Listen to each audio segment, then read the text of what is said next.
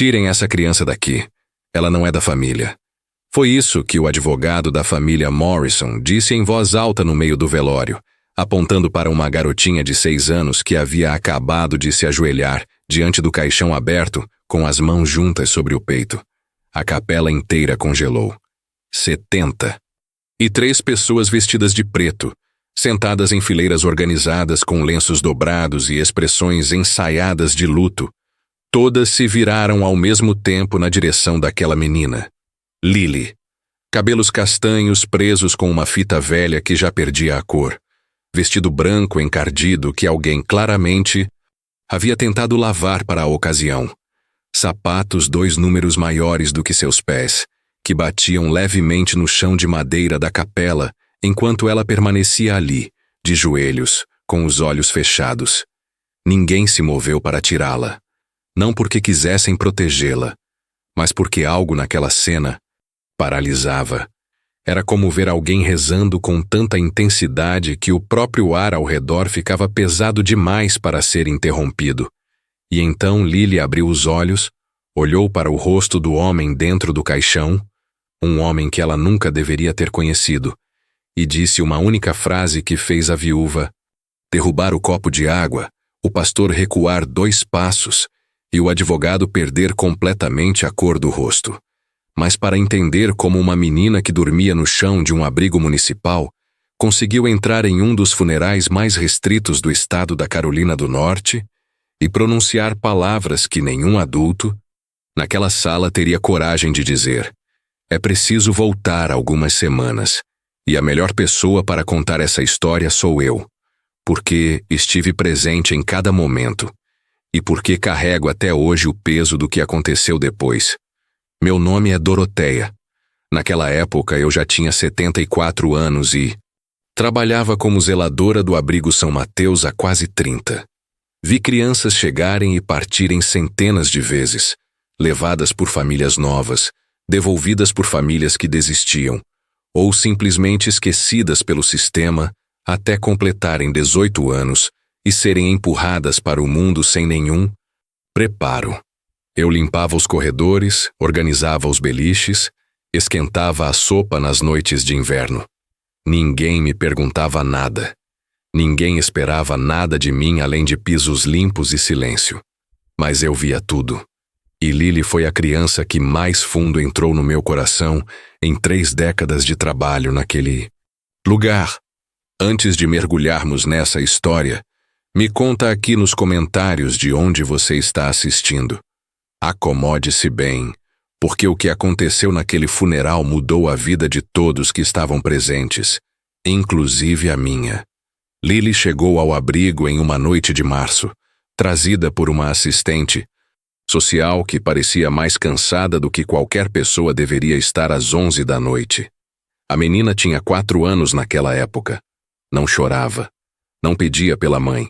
Segurava um coelho de pelúcia cinzento sem um dos olhos e olhava ao redor com uma calma que não combinava com uma criança daquela idade.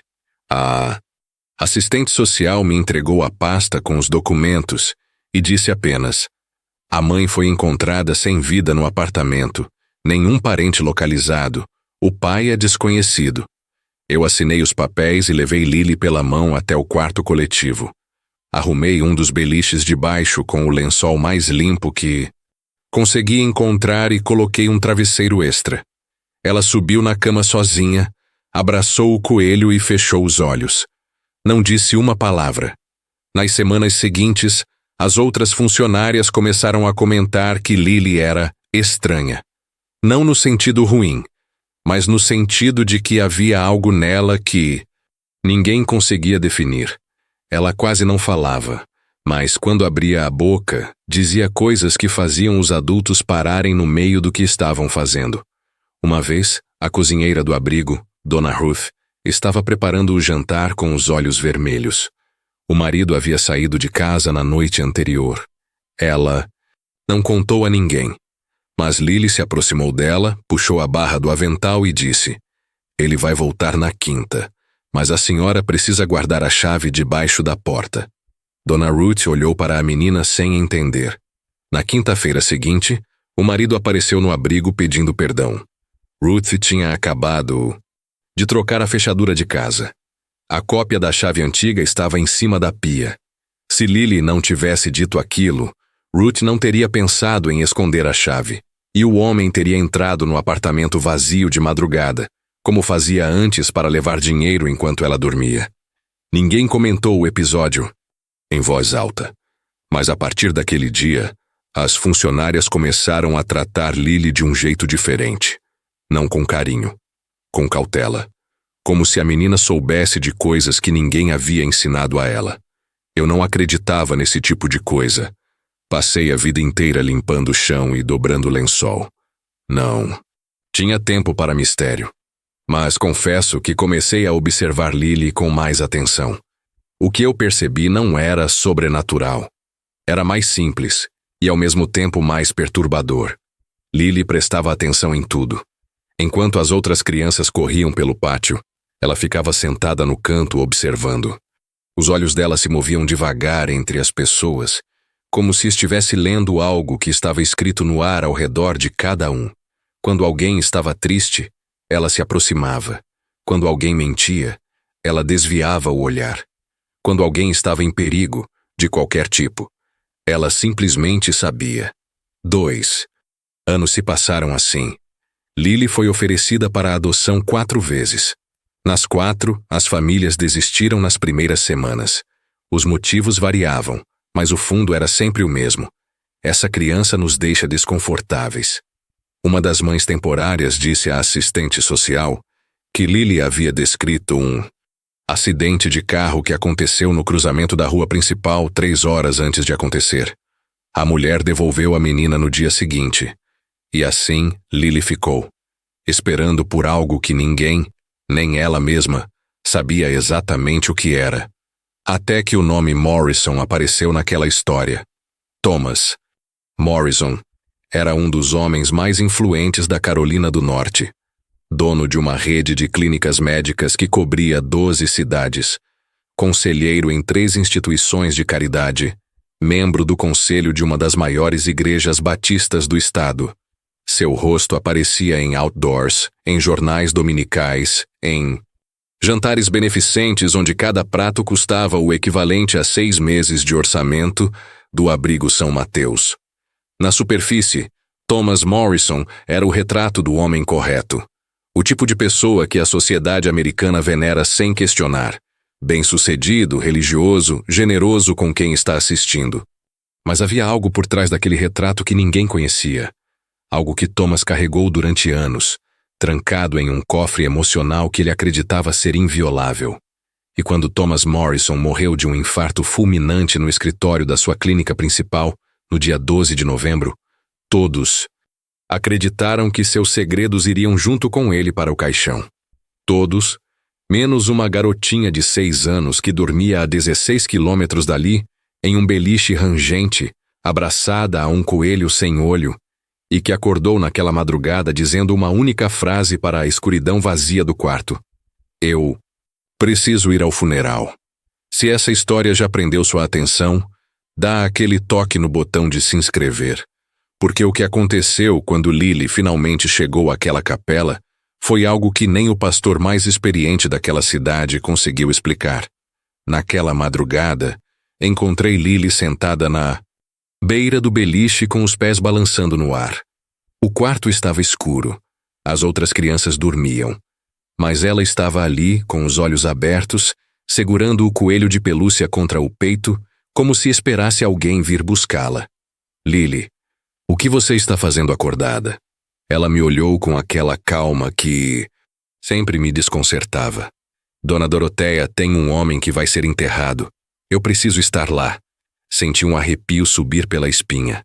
Não por medo, mas porque a voz daquela menina carregava uma certeza que não pertencia a uma criança de 6 anos.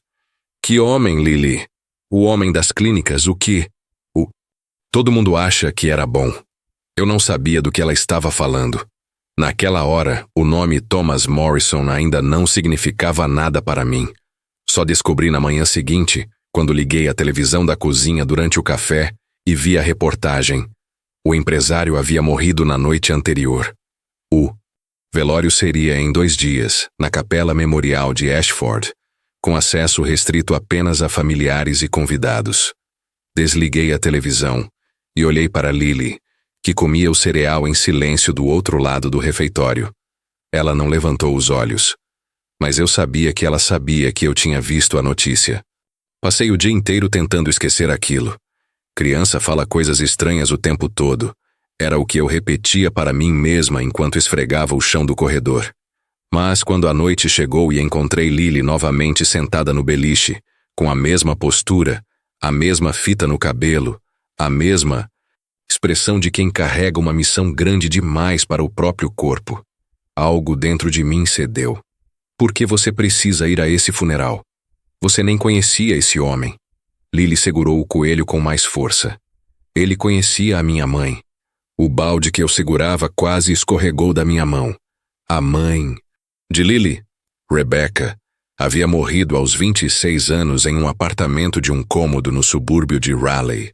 Overdose acidental, segundo o laudo. Nenhum familiar foi localizado. Nenhum vínculo com qualquer pessoa de influência. Uma vida inteira resumida a 3 parágrafos em uma pasta de papelão, no arquivo do abrigo. Lily, sua mãe não tinha ligação com essa família. Eu li seus documentos. Os documentos não contam tudo, Dona Doroteia. Fiquei em silêncio por um longo momento. Os roncos leves das outras crianças preenchiam o quarto.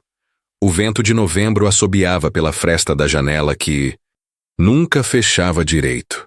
Eu deveria ter voltado para o meu quarto. Deveria ter dito a ela para dormir e esquecido aquela conversa pela manhã. Mas eu tinha 74 anos. Tinha passado a vida inteira obedecendo, calando, aceitando o que os outros decidiam por mim. E naquela noite, olhando para aquela menina que o mundo inteiro tratava como descartável, senti algo que não conseguia nomear. Não era dó, não era curiosidade. Era como se alguém estivesse me empurrando por dentro, dizendo que daquela vez eu não deveria ignorar. Na manhã seguinte, fiz algo que poderia ter me custado o emprego e as últimas migalhas de estabilidade que eu ainda tinha. Peguei o vestido branco que uma doação havia trazido meses antes, o mais limpo que encontrei, lavei com minhas próprias mãos e coloquei para secar na janela do banheiro. Depois, procurei nos armários um par de sapatos que servissem Lily. Só encontrei 2 números maior. Teria que servir.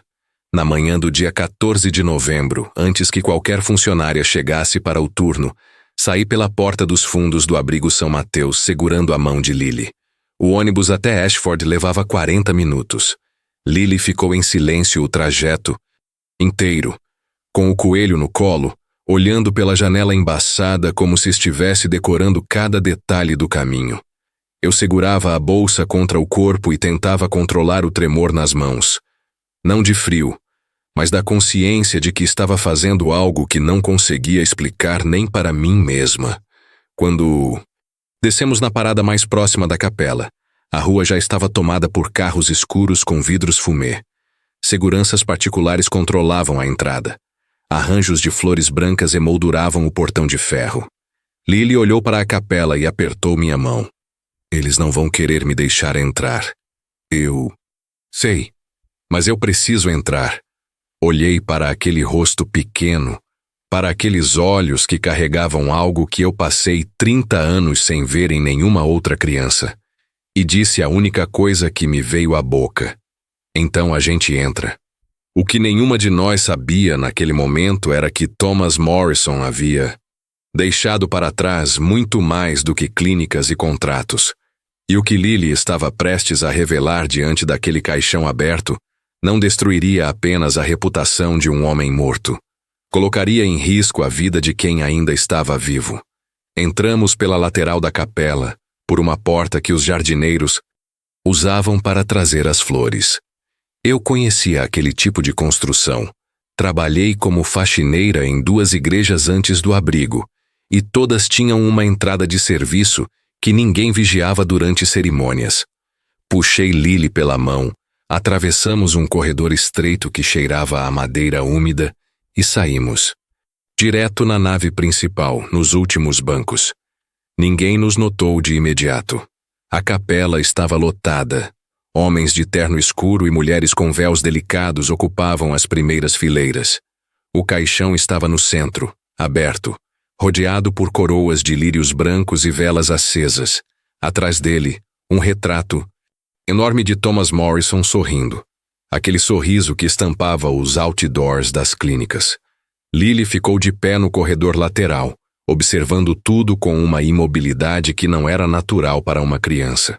Os olhos dela percorreram a sala inteira antes de se fixarem em uma pessoa específica na primeira fila. A viúva, Catherine Morrison. Cabelos loiros presos em um coque apertado, óculos escuros cobrindo metade do rosto, mãos enluvadas segurando um terço de prata. Ao lado dela, 2 adolescentes, os filhos do casal, e o advogado da família, Gerald Ashton, o mesmo que em poucos minutos mandaria tirar Lily dali. O pastor iniciou a cerimônia com uma voz grave, que reverberava nas paredes de pedra. Falou sobre legado, sobre generosidade, sobre um homem que dedicou a vida a salvar outros. Cada frase parecia esculpida para transformar Thomas Morrison em algo próximo de um santo. Lily puxou minha manga. Ele está mentindo, Dona Doroteia. Shh, fica quieta. Mas ele está. O homem deitado ali fez coisas que ninguém nessa sala sabe. Apertei a mão dela com força. Não por raiva, mas por desespero. Se alguém nos ouvisse, seríamos expulsas antes de Lily conseguir fazer o que quer. Que ela tivesse vindo fazer. Mas a menina não insistiu. Apenas voltou a olhar para o caixão com aquela expressão que eu já conhecia. A mesma que fazia quando sabia de algo que ainda não era a hora de revelar. A cerimônia seguiu por mais 20 minutos. Quando o pastor convidou os presentes a se despedirem do corpo, formou-se uma fila silenciosa pelo corredor central. Um por um, os convidados passavam diante do caixão. Alguns faziam o sinal da cruz, outros tocavam a borda da madeira polida, outros apenas inclinavam a cabeça e seguiam. Quando a fila diminuiu e os últimos convidados começaram a voltar aos bancos, Lily soltou minha mão. Ela caminhou pelo corredor central como se estivesse sozinha naquela capela. Os sapatos grandes demais batiam no chão de madeira com um som oco que fez algumas cabeças se virarem. Eu tentei segui-la, mas minhas pernas não responderam. Fiquei paralisada no banco, assistindo aquela menina de vestido branco encardido caminhar entre fileiras de pessoas que valiam mais do que tudo que ela jamais possuiria na vida. Lily parou diante do caixão, olhou para o rosto de Thomas Morrison por um longo momento, como quem reconhece alguém de uma memória que não deveria existir. Então, devagar, dobrou os joelhos e se ajoelhou no chão de madeira, juntou as mãos sobre o peito e fechou os olhos. O murmúrio na capela cessou por completo. Catherine Morrison abaixou os óculos escuros e franziu a testa. O advogado se inclinou para o segurança mais próximo e sussurrou algo. Mas antes que qualquer um deles pudesse reagir, Lily abriu os olhos, olhou diretamente para a viúva e disse, com uma voz tão clara que alcançou cada canto daquela sala. Ele guardava uma caixa trancada debaixo do assoalho do escritório. Dentro dela tem cartas. Cartas que ele escreveu para a minha mãe. O silêncio que se seguiu não foi o tipo que antecede uma resposta. Foi o tipo que acontece quando algo se quebra, de forma irreparável. Catherine Morrison ficou de pé. O copo de água que estava no apoio do banco caiu no chão e estilhaçou. O advogado arregalou os olhos de um jeito que denunciava algo que eu só entenderia mais tarde. Ele já sabia das cartas. E naquele instante, enquanto 73 pessoas prendiam a respiração dentro daquela capela, o segurança agarrou Lily pelo braço e começou a arrastá-la em direção à saída. A menina não gritou, não chorou. Apenas virou a cabeça para trás, olhou uma última vez para o caixão e disse algo tão baixo que somente eu, que já estava correndo pelo corredor atrás dela, consegui ouvir. Ele prometeu que ia me buscar, mas morreu antes.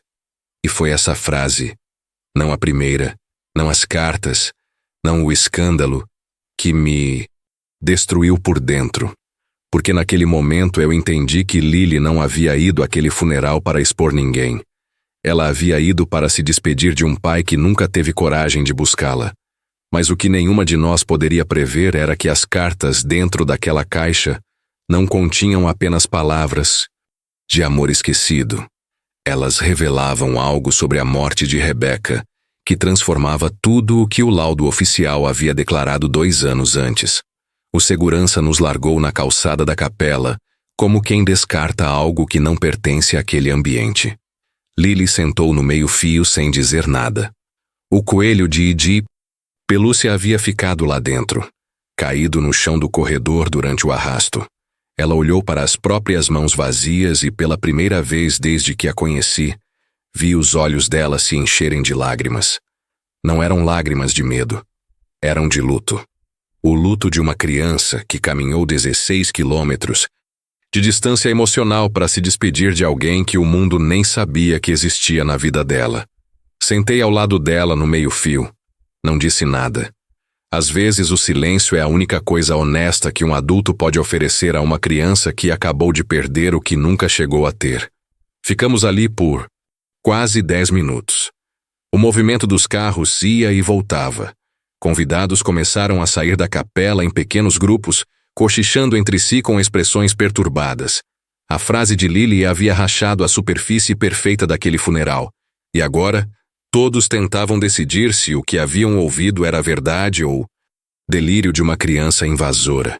Eu já estava pensando em como levar Lily de volta ao abrigo, antes que dessem pela nossa falta quando um carro preto parou diante de nós.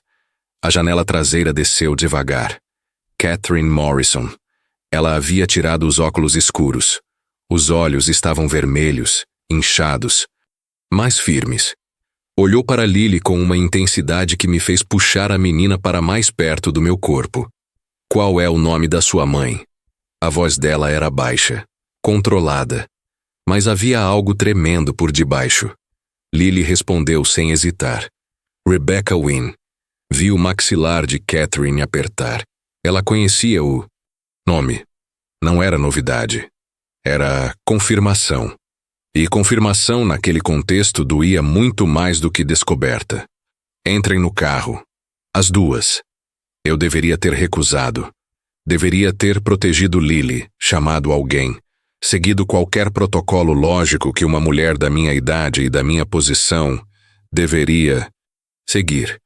Mas havia algo na voz de Catherine que não era ameaça. Era súplica disfarçada. A voz de alguém que precisava de respostas mais do que precisava de orgulho. Entramos. O carro nos levou até a mansão Morrison, um casarão de 2 andares com jardins simétricos e uma entrada que parecia a de um museu. Catherine nos guiou em silêncio até o escritório de Thomas, um cômodo revestido de madeira escura, com estantes de livros até o teto e um cheiro de couro velho que impregnava cada canto. Ela parou no centro do cômodo e olhou para o chão. Onde? Perguntou olhando para Lily. A menina caminhou devagar até o canto esquerdo do escritório, perto da janela. Agachou-se e passou os dedos pequenos pelas tábuas do assoalho até parar em uma específica. Pressionou a ponta e a tábua se soltou com um estalo seco. Catherine prendeu a respiração. Debaixo do assoalho havia uma caixa de metal, do tamanho de uma caixa de sapato, trancada com um cadeado pequeno. Lily olhou para cima. A chave está dentro do relógio da estante. Catherine atravessou o escritório, pegou o relógio de mesa que ficava na segunda prateleira e girou a base. Uma chave de latão caiu na palma da sua mão. O silêncio naquele cômodo era tão absoluto que eu conseguia escutar minha própria respiração refletindo nas paredes. Catherine abriu a caixa. Dentro havia 17 cartas manuscritas, amarradas com um barbante fino. Na primeira, a data. 6 anos e 8 meses antes. A caligrafia era de Thomas. E a primeira linha dizia: Rebecca, nosso segredo está me destruindo por dentro. Mas eu não consigo largar nenhum dos 2 mundos. Catherine leu a primeira carta de pé. Na metade da segunda, sentou no chão. Na quinta, chorava em silêncio. Na 12ª, suas mãos tremiam de um jeito que eu nunca havia visto. Em uma pessoa adulta. Lily permaneceu parada ao lado da janela durante todo o tempo. Não se aproximou. Não pediu nada.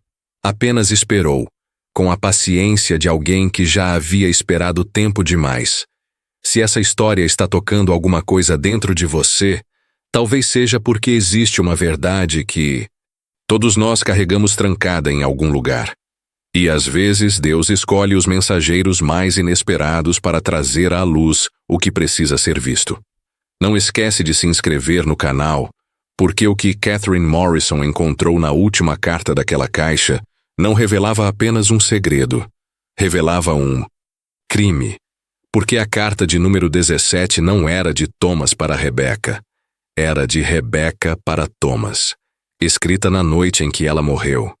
E as palavras naquela página contradiziam completamente o laudo de overdose acidental que havia encerrado o caso 2 anos antes. A carta de Rebecca estava escrita com letra trêmula, o tipo de caligrafia que nasce quando as mãos já não conseguem acompanhar a urgência do que precisa ser dito. Catherine leu em voz alta.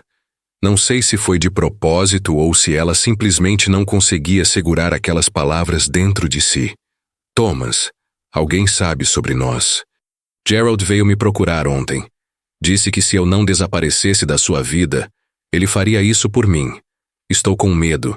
Se algo acontecer comigo, cuida da Lily. Ela é tudo que existe de verdadeiro entre nós dois. A carta terminava ali, sem assinatura, sem despedida, como uma frase interrompida no meio, como uma vida interrompida no meio. Catherine largou o papel no chão e olhou para mim com os olhos de quem acabou de entender que viveu dentro de uma mentira por anos. Gerald, ela murmurou. Gerald sabia de tudo. Gerald Ashton, o advogado da família, o mesmo homem que há menos de 2 horas havia mandado tirar Lily da capela, o mesmo que administrava os bens de Thomas, que controlava os contratos, que estava presente em cada decisão. O homem de confiança. Senti o ar do escritório ficar pesado. Olhei para Lily. Ela continuava parada ao lado da janela, com os olhos fixos em Catherine. E então fez algo que me arrepiou até os ossos. Caminhou até a viúva, se ajoelhou diante dela, da mesma forma que havia feito diante do caixão, e pegou as mãos de Catherine entre as suas. Minha mãe não ficou com raiva da senhora. Ela pediu para Deus cuidar da senhora também. Catherine desmoronou. Não foi um choro contido. Foi o tipo de colapso que acontece quando todas as paredes internas de uma pessoa caem ao mesmo tempo. Ela puxou Lily para perto e abraçou aquela menina com uma força que parecia querer compensar cada segundo de ausência que nenhuma das duas havia escolhido. Eu estava de pé, encostada na estante, com as lágrimas descendo sem que eu fizesse qualquer esforço para impedi-las. E então aconteceu algo que não consigo explicar com as palavras que conheço. E eu conheço muitas, porque passei 74 anos neste mundo ouvindo de tudo. O escritório inteiro ficou diferente. Não visualmente. Não era luz nem som. Era uma presença. Como se alguém tivesse entrado naquele cômodo sem abrir a porta. O ar ficou mais leve e mais denso ao mesmo tempo. Uma contradição que só faz sentido para quem já sentiu. Catherine parou de chorar no instante em que aquilo chegou. Lily fechou os olhos. E eu, que nunca fui mulher de igreja, que nunca levantei as mãos em culto, que a vida inteira tratei fé como assunto dos outros, senti meus joelhos cederem. Não por fraqueza, por reconhecimento. Naquele escritório, ajoelhada entre uma viúva traída e uma órfã, esquecida, eu soube, sem precisar ouvir de ninguém, que aquele encontro não era acidente. Cada passo, cada noite que Lily acordou no abrigo, cada carta escrita, cada dor carregada em segredo, tudo havia sido conduzido até aquele momento exato, como peças de um quebra-cabeça que só se revela quando a última parte encaixa.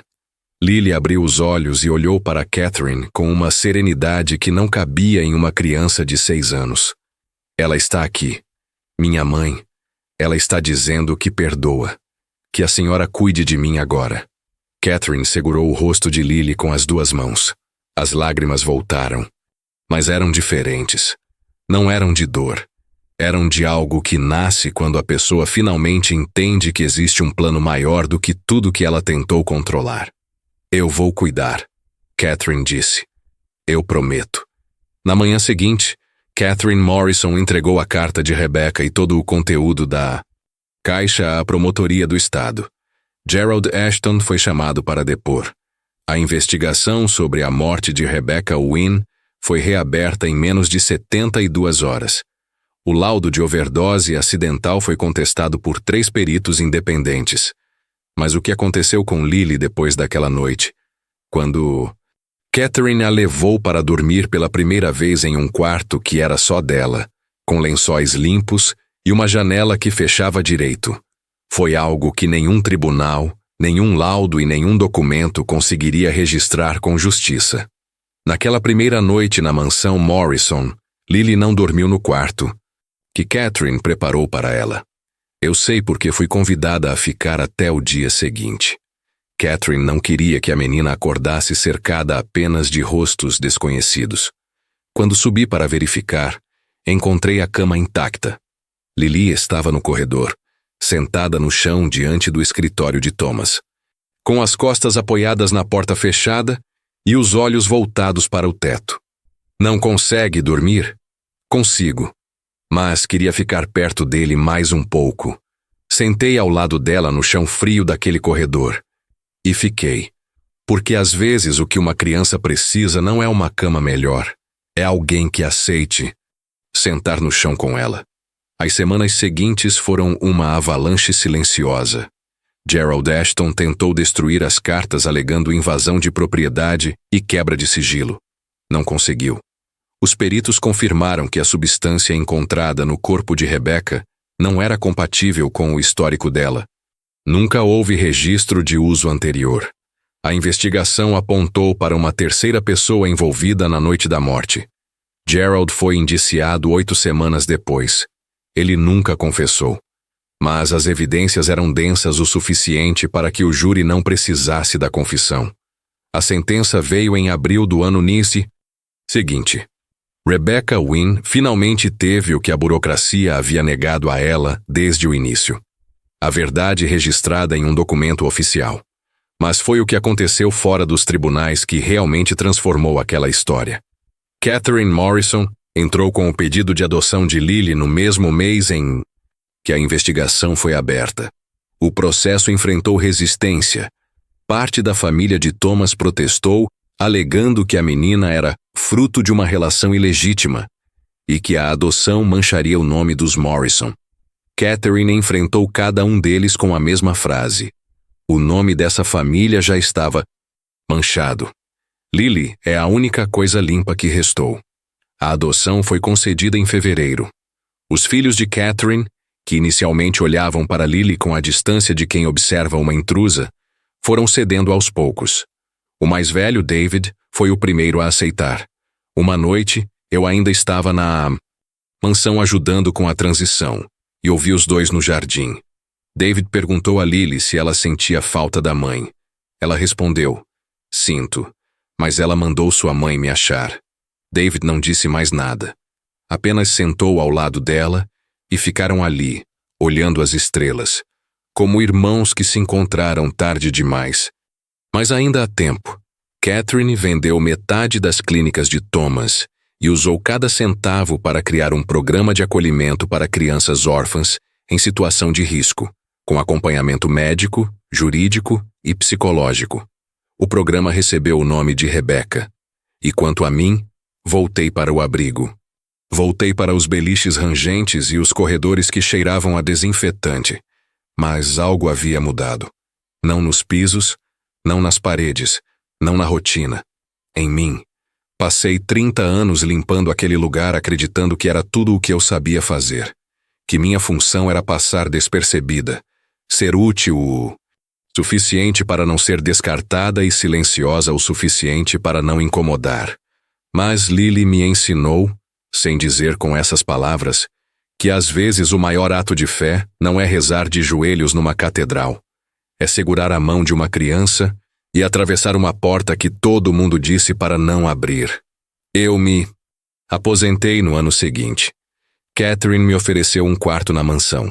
Eu recusei. Aceitei apenas uma coisa: jantar com elas todo domingo. É nesses jantares que eu vejo Lily crescer.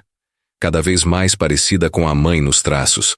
Cada vez mais firme naquele jeito silencioso de enxergar o que os outros não conseguem. Ela não fala mais sobre as coisas que sabe. Não precisa.